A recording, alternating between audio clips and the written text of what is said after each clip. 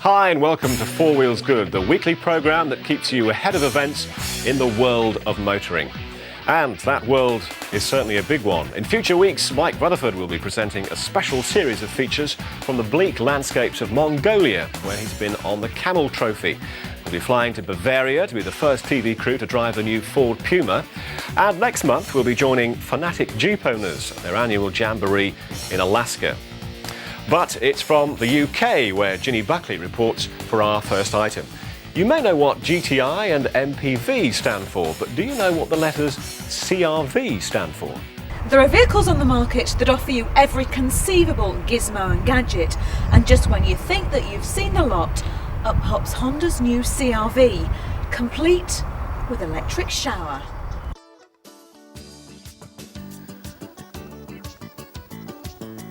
Honda's all-singing, all-dancing CRV seems to be the vehicle that's got the lot. Now, we've heard of SUV and, of course, MPV, but what on earth is a CRV? CRV stands for Compact Recreational Vehicle. And what is a compact recreational vehicle? It's a lifestyle car. It's targeted at an audience who cars are important to them. They're individual in character. They want a car that's a sort of extension of their personality. It allows them to have more fun with their life, to go onto the beach, go windsurfing, mountain biking, and everything else. So it's part of their life. Now, it does have 4x4 capabilities, and it does look remarkably like an off-road vehicle, far more than some of the others in its class. So does it go off-road? Can we take it in the mud and do a bit of mud plugging? No, it has 4x4 capabilities, but it's clearly not an off-road car. We're not pitching this vehicle up against Land Rover Discovery, for example. But in most conditions, actually drives only the front-wheel drives, because with all our cars, Honda's had great new technology, and with this car we have a dual pump system.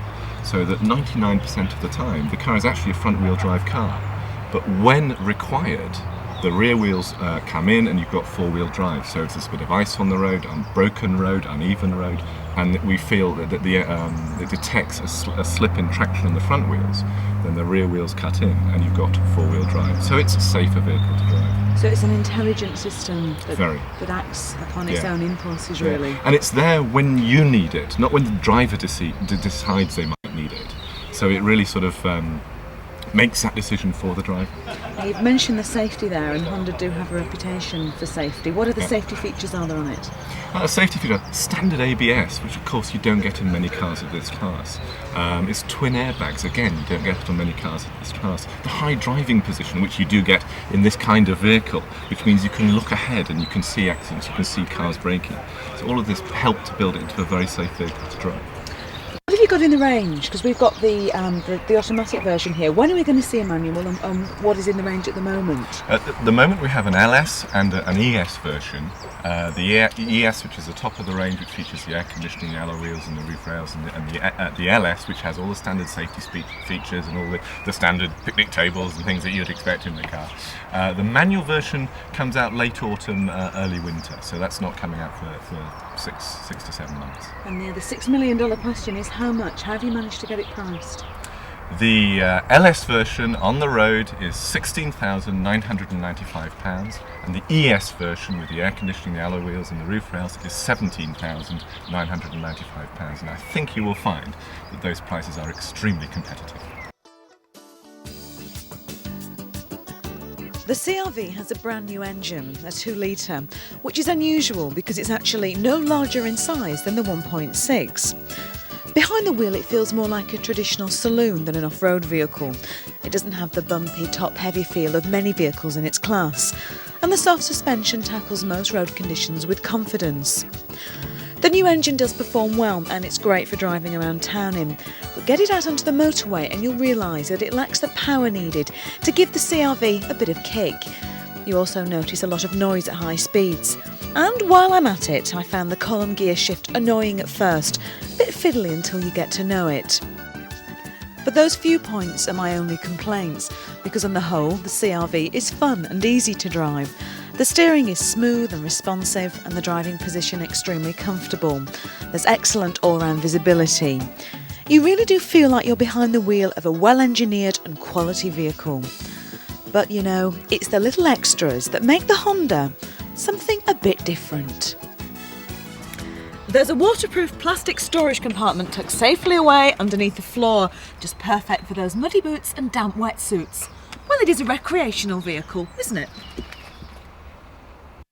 I always like to stop off en route and have a bit of a picnic. And in the CR-V, this portable picnic table is cunningly disguised as a hinged plastic lid. Do you like to keep your beers nice and cold on that long journey? Then you'll be wanting the portable electric fridge. And yes, it's a must for every respectable recreational vehicle, your own portable electric shower unit. It plugs into a 12-volt power supply in the back of the vehicle. Now I would oblige with a demonstration, but the water's cold. So instead, I'll clean my boots with it.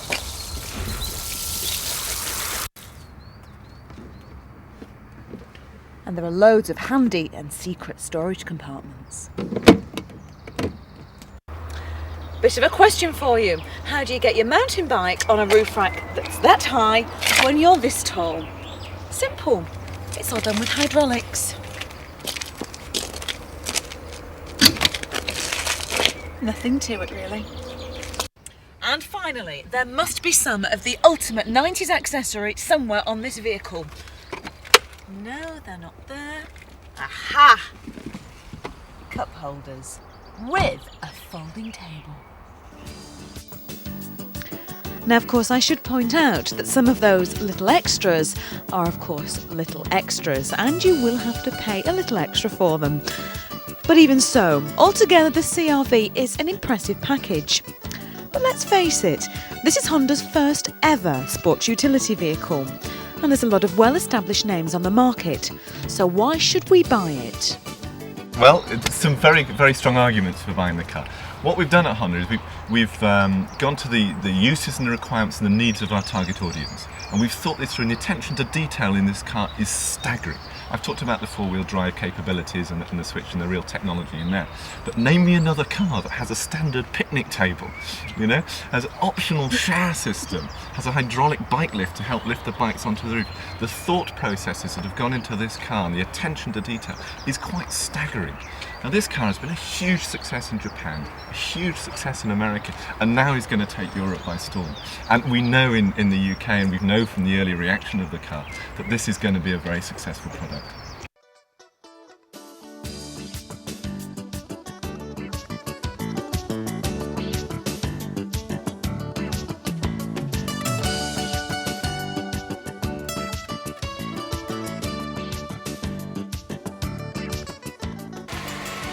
Honda have a reputation for producing fantastically engineered cars that are packed with technology and will last you a lifetime, not for making stylish little numbers for you to pose around town in.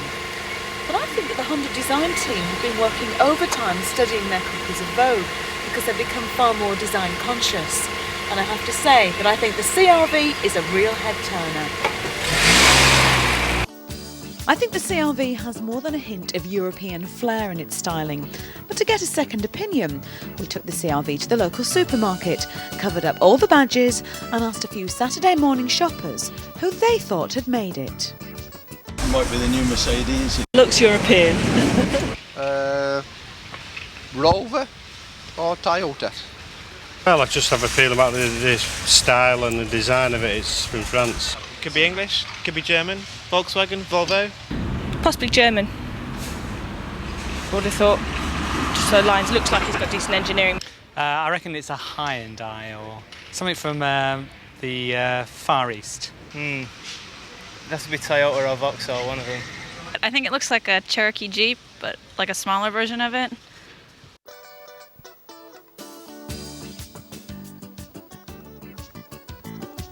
Whatever you think of the Honda CR-V, it's certainly stolen the thunder from Toyota's RAV4, and the chaps at Rover must be pretty apprehensive about launching their sports utility vehicle, the Freelander, next year. particularly when both Honda and Rover started working on the project together. But then, of course, BMW took them over, and well, that's another story. For now, the story is the Honda CR-V, which I'm sure will soon be a very familiar sight on the roads of Europe. A nice-looking motor, but will it be a design classic? Will it be as much loved as part of a family who are tearful to say farewell when that awful moment comes? Eamonn O'Neal reports from Chester.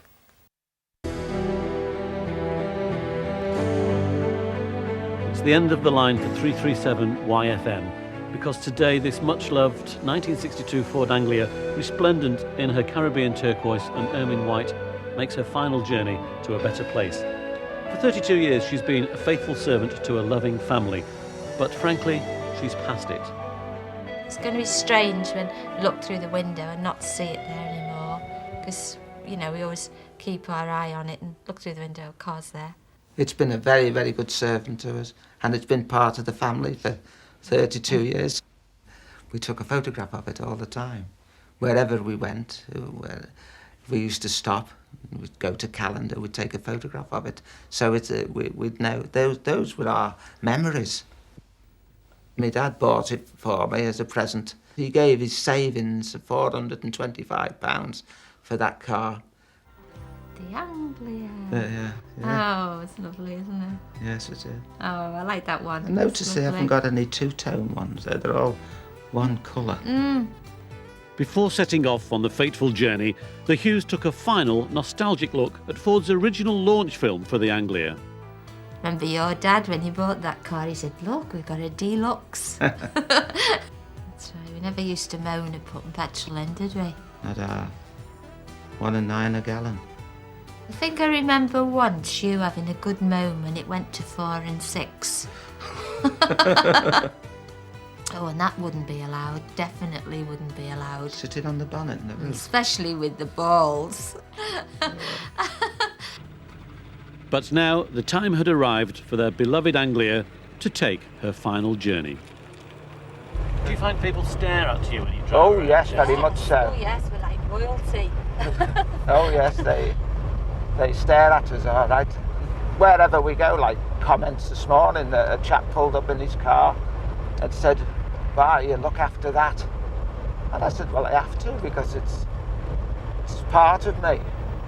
To lose it after 32 years is it's a big wrench for me. So you really do regard it as allowing her to rest in peace? That's right, yes, very much so. She's old now, and she's had a good life. She's had a very good life, but she's old now, and she wants a rest, because she's been a working car. She's worked every day of her life, but it's going to her best home, because I never wanted it to go to a scrapyard, because I couldn't bear that, because it's been such a good friend to us. The Hughes Anglia will be looked after by James Peacock. He started the Molesworth Motor Museum in response to friends' requests to take care of their ageing cars. We look after cars for people for a variety of reasons. Molesworth's the sort of place where you can leave a car and be sure it's going to be coveted, if you like, you know. Coveted indeed. Just look at this classic Lotus built in 1950 by Colin Chapman himself. A lot of the ideas that he had that went into Formula One, which you know, people appreciate now and use, are in that car. Is the Lotus 3 yours? No, it's a friend of mine who's sadly fallen on hard times, and he was very worried about where it was stored, and we don't charge him anything for it. We just said, well, look, you know, stop worrying, bring it here. All these cars have stories that reflect the love and loyalty of their owners. This is a 1930 Morris with under 4,500 miles on the clock. It really was used only to go to church on Sundays, and it stands cheek by jowl with a sinful Ferrari Dino. But this is a themed collection. The common bond is affection. And Mr. Hughes from Chester with this marvellous little Anglia, you know, that's a car that he didn't want to sell or dispose of. So, you know, what better than to let other people enjoy it? I think he's enjoyed it, you know. So 337 YFM is now officially a museum piece. James, you do the honours, please. And Jack and Margaret, it's a sad day, but it's not farewell, it's au revoir, isn't it? It is. I'm very, very sad to see it go. I've got a brand new Ford outside. Can I give you a lift home? No, I think I'll take this one. you can't. Oh, good God. How poignant. Quite often a car becomes much more than just a mere machine. I must admit, I miss some of my past vehicles and wonder where they are now. On the scrap heap, probably. You're watching Four Wheels Good, where it's time to see the latest stage of Mark Nuttall's rally project. 5, 4, 3, 2, 1. This is episode 3 in the series, showing you how we turned my standard road-going Skoda Felicia GLXi into a full Group N rally version. With this car I was hoping to compete in the forthcoming Skoda Trophy Rally Championship. Before then though, I was due to take this car to John Hogland's Winter Rally School in Norway for lessons in driving on a frozen lake using spiked tyres. John was to teach me how to drive quickly on ice and how to use this knowledge on the British stages when competing. You can see how I get on in Norway later in the series. Okay, the stage we're at the moment is the car was stripped in Rochdale. It's been brought across to Burnley. We're at McRae Motorsport in Burnley. This is Matthew McRae. Matthew, tell me what you're going to do to my car. Well, in its standard format, the car's perfectly safe and suitable for normal road use. But to cover a full season of rally competition use, we have to do quite a lot more to strengthen it. Right. Particularly, these seams here, as you can see in the engine bay, they've normally just got what we call spot welds, right, which are sort of half the size of a halfpence piece. Okay. What we've done is we've introduced a weld at least 50% of the seam itself. By the time it's finished, 50% of that seam will be welded up solid. This is to stand up to the battering it's going to take in forests? Yep, it's not only to make it stand up to the vibration and the stresses that events put on it, but also in the event of an accident, obviously it'll be much stronger. And it also makes the vehicle altogether more rigid, and you'll find when you're driving it, its handling's a lot better. Right. Right, the magical roll cage. Do you want to explain this one? Right, what we've got here is the basic components that will form the internal roll cage for the vehicle. This isn't ordinary tubing, it's what they call cold drawn seamless tubing, which is extremely durable and extremely strong. What we've got is, starting at front to back, we've got various tubes that will form the basis of the roll cage, which follow the contours of the car once it's fitted inside. Right. All of these points will be very close to the vehicle's pillars and structural points. They'll be welded into the vehicle, so that in the event of an accident, this will give it the stability it needs to withstand the impact. Right. So this has been patterned specifically for a Skoda Felicia? This is specifically for that vehicle and suitable for nothing else. Right. This one here, Matthew, I see is a lot thicker than the rest of it. Yeah. Presumably that's because it's the main loop. Yeah, this is the central hoop of the car, and it forms really the basic structural point for everything else that's going to be within the car. I see. All of these components you see at some point are connected via this hoop. So this will take the brunt of any stress or impact within an accident situation. No, we're not having any of those. Good.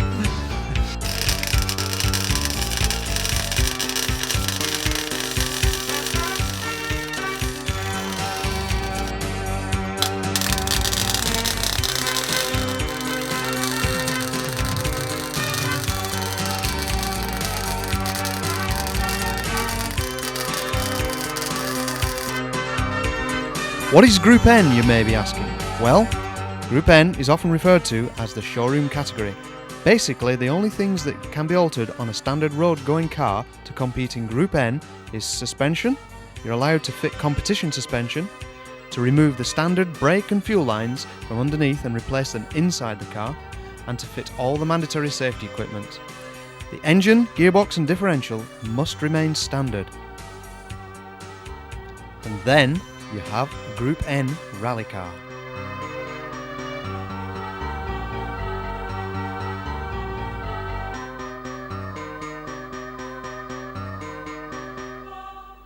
Let's go back to rallying in general though. I mean, how do you know how good you are going to be? You don't. You really don't. It's something that you feel inside you that you'd like to have a go at. You might make it, you might not, but you never know until you sit behind the wheel of the car and do it. So what skills are required of the good rally driver? Concentration, mainly. Your reactions have to be fairly quick, but concentration mainly. You've got to be able to concentrate for a long time. and you've got to be able to take instructions from the guy sat at the side of you. Longish open left. Do you need a good rapport with that co-driver? Absolutely. Belly open left. It's like a marriage. So You'll often hear tighter that's right mentioned, on but it is like a marriage. You've got to be able to get on very well. You've got to know what you've got to be able to react to what he tells you at an instant. Then right. And what do you get out of it? I mean, what's the thrill for you? I would imagine that thrills for the driver are fairly obvious. It's the adrenaline. I can't, as a driver, understand what the co-driver gets out of it, because there's no way I would sit in that seat. But for me, it's just the pure excitement and the thrill and the adrenaline of sitting there in a car, you being in total control. Well, next week, Mark visits a rally seat designer and builder and discovers that no two drivers are exactly the same shape. Well, stay with us because we'll be back very shortly with our guide to second-hand luxury.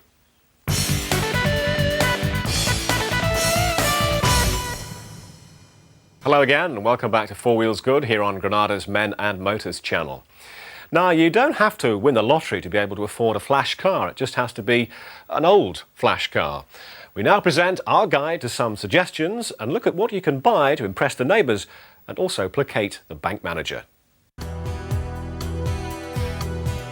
You've seen me drive a seemingly endless parade of cars for the motor show, but perhaps you've wondered what I personally drive in real life. A sporty turbo, a posy 4x4. No, for the past 2 years or so, this has been my four-wheeled friend. A Jaguar Xj6. No, it's not a new one. The private number plate could hide a multitude of sins, but buying a limo second-hand is often the only way many of us could get to own one. So in this week's group test, we're looking at luxury second-hand biggies from a variety of vendors. To help, we've enlisted Ivor Carroll, a motoring journalist who specialises in the used car market and who's been writing about second-hand cars for over 10 years. The first car we located was an F-Reg BMW 525i SE. Basically, this car new today would cost you nearly £30,000, and the price that we've got it up at the moment, as you can see, it's taken its initial depreciation. Therefore, the resale value of this vehicle over the next 2 to 3 years will be tremendously good. A classic BMW drive, smooth, seductive, yet sporty. But what did Ivor think? It's a very realistic price for this mileage, which is 39,000 miles. Smashing condition, as you can see, inside and out. Obviously a very genuine car, and I wouldn't mind it myself at that price. But main dealers are expensive for a second-hand buyer. You can always buy the same car cheaper at an auction or through a private sale, but this is convenient. The cars are all here for you to look at. It's also inherently risk-free. There are no outstanding HP agreements on the cars. You can be sure that they're not rebuilt, written-off cars. And you have the convenience that you can point out any defects on the car that you don't like, ask the dealer to put them straight, free of charge, and he's very unlikely to quibble. You can't do that through a private sale. For our next luxury candidate, we went not to a main, but a specialist dealer. The car comes with a full Mercedes-Benz service history, Okay. which also lists who's owned it, so you know it's had two owners, you know who they are. So 9,000 with the service Yes. booklet. What would it be worth without? Possibly 7 or 6.5, as much as that. Like BMW, Mercedes depreciate relatively slowly, but it's still important to take a test drive. It's not light, but it's not heavy at No. all. It's. I mean, you're aware of the size. Yes, you are, but I think you need to be, don't you? Yes. So do you think people are thinking longer term quality with the recession on, so they don't have to keep buying a new car? Absolutely. The Mercedes, the classic cars, last a long time if they're looked after. Though it's now discontinued, Ivor told us this model wasn't yet a classic. They don't make the 280. I think it was 1987 that they replaced it with the 300 SE, which to all intents and purposes is the same car with the same six-cylinder engine just bored out to 3 litres. The power's the same, performance is the same, so it doesn't really make any difference. So it's not actually a rare car. I'd have given it a forecourt price of around 7.5, maybe a bit less in view of the fact that it wasn't perfect. There was a bit of rust and damp in the boot, the wheels were tatty, so they're pushing the price a bit too far, I think. Another specialist dealer was offering number 3 in our luxury lineup. It's something unusual, something your next door neighbour hasn't got. For the £7,000 you're going to pay for this car, what could you buy today? A Fiesta? It isn't very economical, but I think today you would probably only do 3,000 or 4,000 miles a year with this car, Eamonn. And the pleasure it would give you, the silence, the ride, you'll get a feel for the car. It's beautiful to drive, it's very easy to drive, and it is luxury motoring. My inclination would be, if I had the money, to buy it and put it under wraps for 10, 15 years as a classic car. I think it's worth every penny of the £7,000 that's being asked for it because it's an original example. It's not, as far as I can tell, been restored. It's not been repaired bodily. Because there are slight marks which testify to its originality, that actually helps it. It's not perfect, but it's near perfect, and that's what gives it its value. But the years roll back and the miles roll on for our next sample of budget luxury. A 1986 C-Reg Ford Granada Gear 2.8i Auto. It was being offered after 96,000 miles by private seller David Rawlinson of Wythenshawe. Of course, it's advisable never to meet a private seller other than at their home address in case there's a problem later. Now, I've already seen the car at his home, and here's my man for a test drive. Hi, David. Hi. Why are you selling the car? I'm being made redundant. Oh, that's a shame. So is that why you're not going for a trade-in? That's right, yeah. Yeah, I'm basically just getting rid of the car. My wife already has a car, so we're reduced to a one-car family. And a bus pass, maybe. It's very stately to drive, isn't it? Yeah, it's lovely. Feels solid, comfortable on the road. Yeah, it does, but not too huge. No. You know, I'm normally a Mini driver, and although I drive a lot of different cars for the show, I'm always surprised when big cars actually feel very manageable. But Ivor had some bad news for David. Granadas have rock-bottom residuals when they're that age. The price he's asking would perhaps even be a little bit over the top if it was in perfect nick, which it isn't. It's got rust problems around the rear wheel arches, over two of the doors. It's got a couple of dings in the panels, and it has done 96,000 miles. He's being optimistic, but then private sellers stab at a price and expect to be negotiated down, so hopefully that's what he's trying to do. Why do they depreciate so badly? Is it all about the badge on the front? No, I think it's about the size of the engine. I think people are worried that fuel costs are going to be prohibitive, insurance is going to be prohibitive, and to a certain extent that is true. Finally, the ultimate in second-hand limos, if you've got the brass. It's amazing how light it is to handle and how responsive it is for a car this size. Strange, isn't it? You always imagine them, because they're so stately, you never imagine them going fast at all. No, but this one would really move if you asked it to. Imagine your neighbours' faces if you moved one of these into the driveway. Be a similar colour to Worsley cricket green over there, I should imagine. But are they really practical to own? Ivor, can a Rolls Royce be good value? Well, consider this. If you buy a new Granada Scorpio now, it'll cost about £25,000. For that same price, you can buy an immaculate 1985 Silver Spirit with less than 50,000 miles on the clock. A couple of years down the road, the Granada would be worth 12 or 13,000. This would be worth much the same as you bought it for. You can either have this in your driveway or a new Granada. Put a personalised plate on it and your neighbours won't know that it's old. Of course, you do have to do your running cost sums before you buy a prestige car. For instance, a main deal, a 24,000 mile service on this could cost you £1,200. Still, if we can't afford to buy, we can at least hitch a lift. Home please, Kenneth. Mine's the Jag, I think.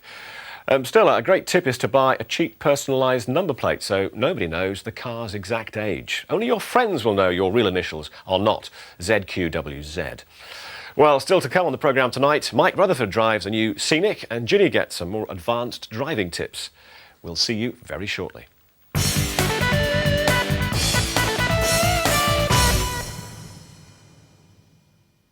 Hello again, welcome back. Now, you know when you've had the inevitable little bump and the bloke at the body shop says you have two choices, an original parts wing or a copy part at half the price. Well, what's really going on? Eamonn O'Neal reports. Oh no, not again. How much will that cost? That's the regular refrain from drivers all over the northwest because the repair is going to cost someone some money.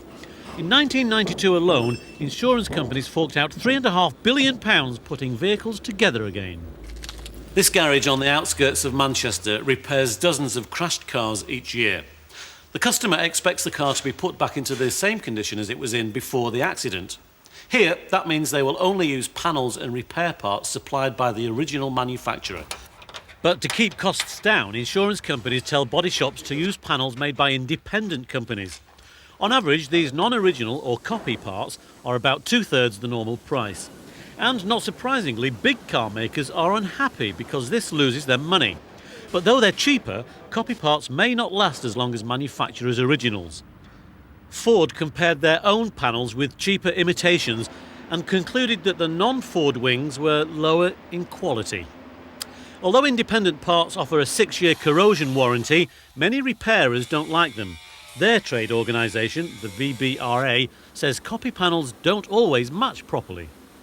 The main problem that a repairer has with these is the fit, and we do have several problems around top of the lights and bottom of the panels, where basically a lot of extra pressure has to be put on and take a lot more time to actually put that repair right. And time, they say, means high labour costs, making the job cost almost as much as with an original part, but with lower quality. The companies making copy parts deny there's a problem with them. We've been supplying panels, our industry that is, for over 20 years, and the level of complaints is very, very small indeed. And there has never been an accident in the history of our industry that has been attributed to the using or fitting of our parts. But the people who do fit the parts say it takes them a lot longer to fit because they don't fit. Well, that isn't the evidence that we have. People buy them regularly. Over 3 million parts per year are sold in the industry. They're fitted by the body repairers, and we just don't get that level of complaint. But few of those body parts are requested by private customers. The owner has little choice when it's an insurance job. And though the Consumers Association says it means lower premiums in the long run, the VBRA claim customers are not told when copy parts are used in an insurance repair. A survey that I did of members, it did show that around about 15% of them had actually been told not to tell their customer, the policyholder, what type of panel was being put on the vehicle. Now, as an association, we say the customer should know what is happening to his vehicle. Liverpool's Royal Insurance encourages the use of copy panels, but only on a vehicle over 4 years old. Our responsibility is to return the vehicle in a better condition or similar condition to prior to the accident. You don't see it as a duty then to tell people what parts you've used? Not as a duty. If the car goes in for a service, they may fit a non-original shock absorber exhaust or whatever, and it would be difficult to tell an individual in every case.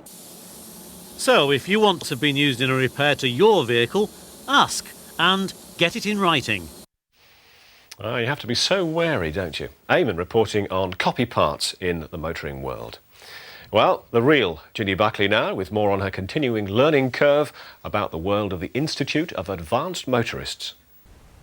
Tony Priest from the Institute of Advanced Motorists is back with me today, and we're going to be talking about motorways. Tony, it's amazing that when you take your driving test, you never actually go on a motorway, do you? Well, yes, there are technical problems. There are many parts of the countries that don't have ready access to motorways, and indeed some that don't even have access to dual carriageways. So in order to achieve a standard level of test and a standard scenario, motorways are not included. But it doesn't stop people having lessons on motorways after they've passed their test. Most driving schools offer motorway guidance lessons. And is that something you would advise? Certainly. Any additional driver training from whatever source, from whatever competent source, is a good thing. Particularly if you've got to face the M25 every morning and you've just passed your test. I mean, that's stressful enough at the best of times. So to be on there and be a new driver, it would be a very difficult thing to cope with. It would indeed, because the traffic volumes on the M25 and indeed many other motorways near large conurbations are very high, and the level of activity that's going on those motorways is horrendous. The number of vehicles moving, the number of vehicles changing lanes, sudden movements, number of junctions joining and leaving, they've all got to be coped with. And a newly qualified driver, never mind the age, we're not talking about young drivers, we're talking about new drivers, they haven't got the experience and the wisdom and the ability to monitor and deal with those situations. I think as well that people who drive on motorways tend to drive in them an awful lot. There tend to be people that are in their cars a lot and they do use them regularly, so they're very confident with using them, and maybe in a way a bit too confident and don't pay as much attention to the other users. Do you find that with people that come through the Institute? Yes, I mean, you actually, and it is almost in some ways a slightly sexist thing, because a lot of men obviously do the driving. I mean, it's a fact of life, and I'm not being sexist. A lot of men do the driving. During the week, they're up and down the motorways, the reps type of person, up and down the motorways, sitting on them all the time. They believe they know they can cope with the motorways. I have my own reservations. At weekends, perhaps the good lady drives. She doesn't get a chance during the week to drive on motorways. experience is much more limited. Very noticeable. If you go on the motorways at weekends, the type of driving and the type of drivers is very different to what you see during the week. What's the basic technique that you would cover on the course that the Institute offers? Well, what we cover is safe driving and a systematic approach to driving.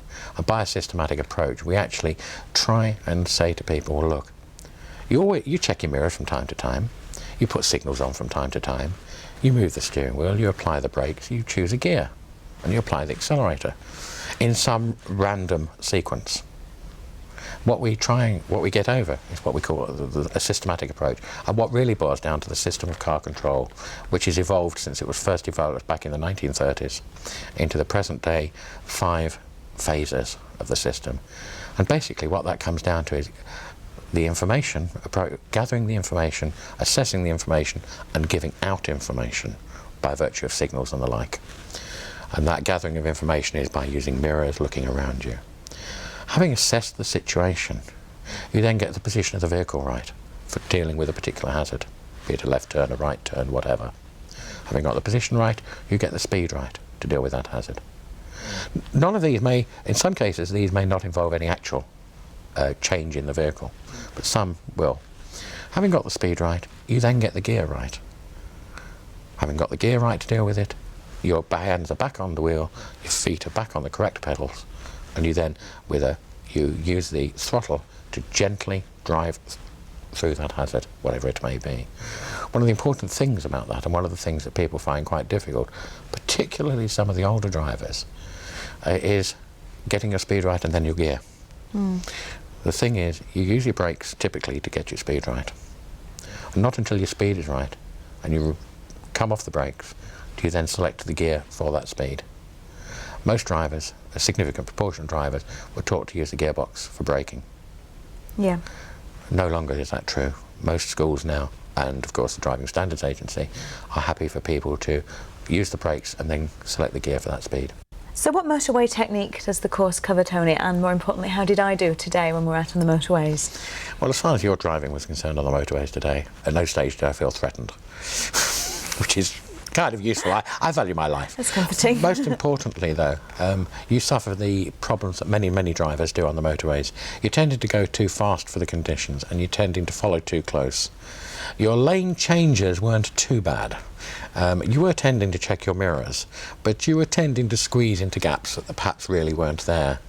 And finally, I think I would suggest that you remember that the left-hand lane is the only lane for driving when there's no one else around. All the other lanes, at one stage we were on a 4-lane stretch of motorway, all the other lanes are for overtaking only. They're not cruising lanes. There's nothing like driving with you sat beside me though and a crew in the back filming it all to make everything that you normally do go straight out the window, I must be honest with you. Well, I'm sure that's true. I'm sure that's true. But at the end of the day, we have to look at your driving as is. Of course, yeah, of course. One thing that you did comment and you did pick up on was when I approached a slit road and I was joining the motorway, I sort of foot down and got into 5th gear ready to join it, and you kind of pulled me up on that. Why was that? Well, the point being, what you need to be able to do when you're joining a motorway, it's very important to remember traffic on the carriageway has priority. So it's up to you to merge with that traffic rather than barge into that traffic. So in order to be able to do that merge, and that requires fine adjustment of speed, is you need to be in a gear that gives you the responsiveness to either ease back slightly or accelerate slightly into the gap that you can create by adjusting your speed. So by going into 5th, you remove the possibility of that fine control of your speed. Maybe even 3rd would have been appropriate. Well, thanks a lot for joining us again, Tony. And don't forget, if you want more information on the Institute of Advanced Motorists and you're interested in taking the test yourself, phone this number and they'll give you all the information you need. And in coming weeks, we'll be looking at more aspects of driving. And boys, I'm finding out there's an awful lot of them. And we look forward to hearing all about that, Ginny. Now, let me quickly remind you about some special shows coming up over the summer. On July the 4th, we present an American extravaganza called USA Motors Night, 2 hours of stateside automotive excess. And with summer holidays in mind, during the first week of August, we present an MPV special. Is a multi-purpose vehicle really the answer to a family's travel problems? Every one of the main MPVs on the market will be driven and assessed in our special in the first week of August. Well, we'll take a quick break now and then we drive the world's first Mini MPV.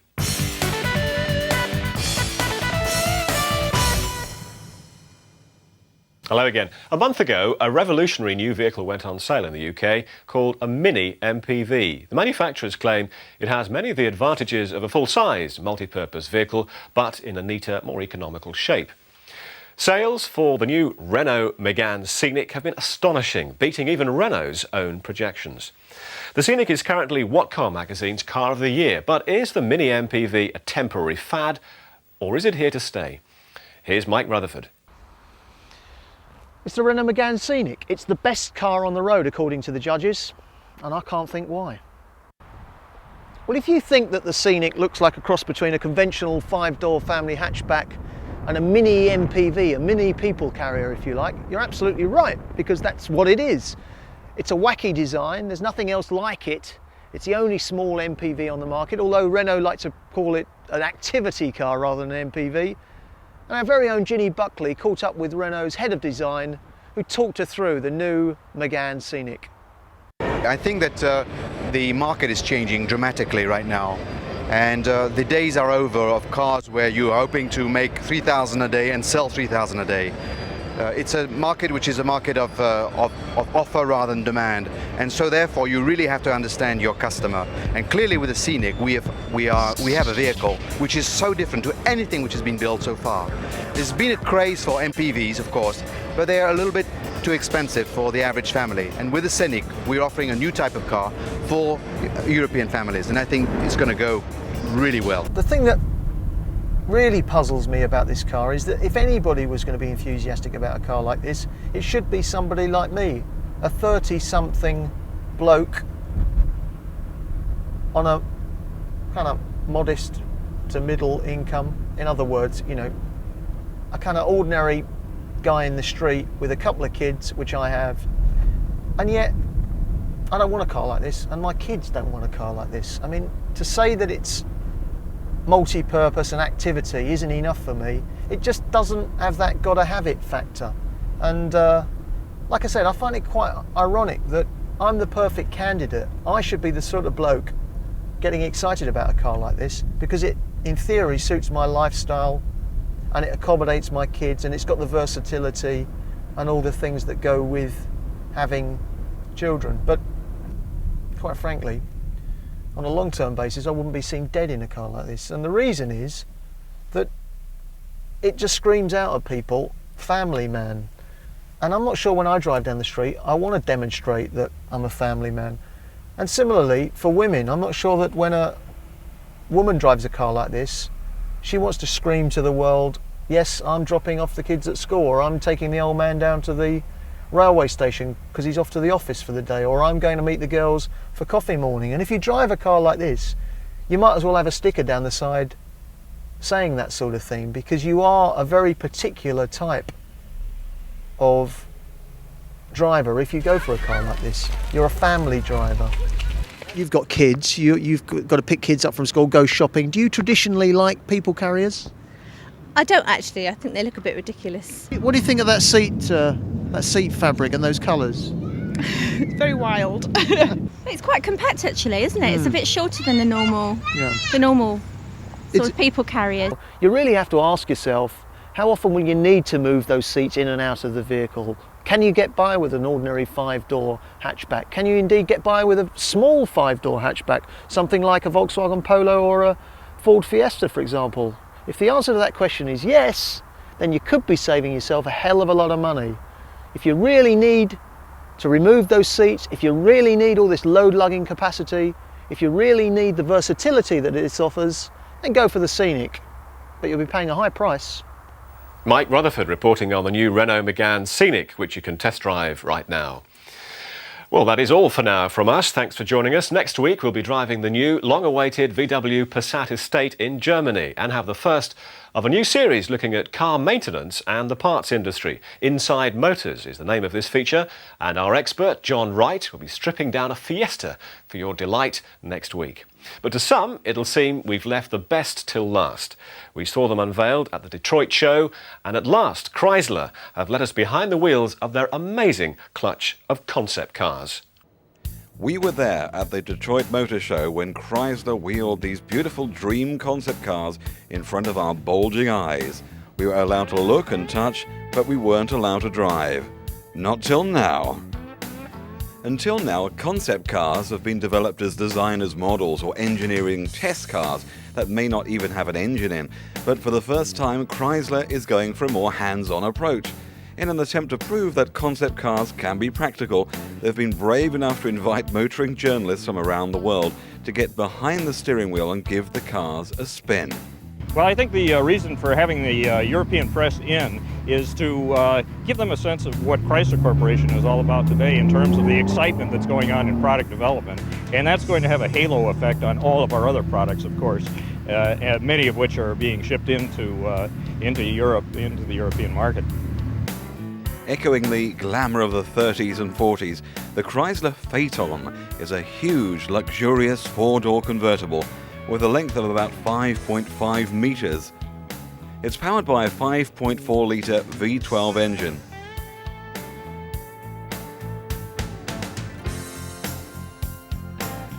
In contrast, the Copperhead two-seater sports car is much sleeker, combining classic design with modern technology.